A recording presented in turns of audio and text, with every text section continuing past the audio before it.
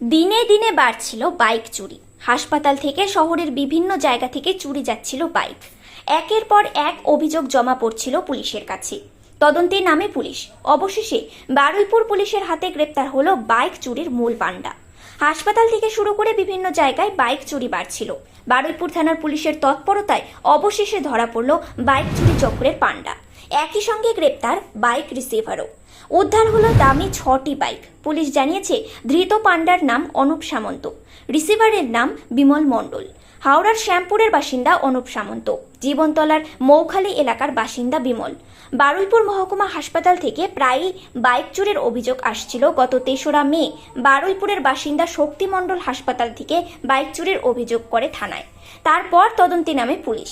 Police সূত্রে জানা গিয়েছে 10 বছর ধরে বাইক চুরির কাজ করছে অনুপ সামন্ত।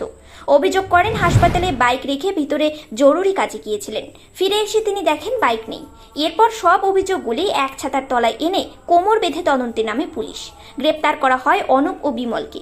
বাইক ফিরে পেয়ে শক্তিবাবু বলেন, সেই দিন হাসপাতালের সুপারের সঙ্গে দেখা করতে গিয়েছিলাম। মিনিট 10 পর ফিরে এসে দেখি বাইক নেই। পুলিশে অভিযোগ জানাই, বাইক ফিরে পেয়েছি, আমি খুব খুশি। পুলিশ অনেক ভালো কাজ করেছে। Bureau report, news prime Times. কিভাবে চুরি হয়েছিল? একটা হাসপাতালে আমি গিয়েছিলাম, কাজ করতে গিয়েছিলাম, সুপার সে দেখা করতে গিয়েছিলাম।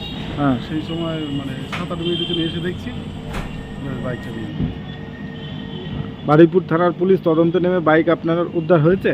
হ্যাঁ, উদ্ধার হয়েছে, খুশি আছি উদ্ধার হয়েছে। আমি ভরসা পাচ্ছি যে পুলিশ খুব কাজ করে। পুলিশ ঠিকঠাক কাজ করে, একদম অনেক ভালো করে। যতটা আমি ভেবেছিলাম তার থেকে আশা করতে পারিনি। আপনার কি নাম? শক্তি মণ্ডল।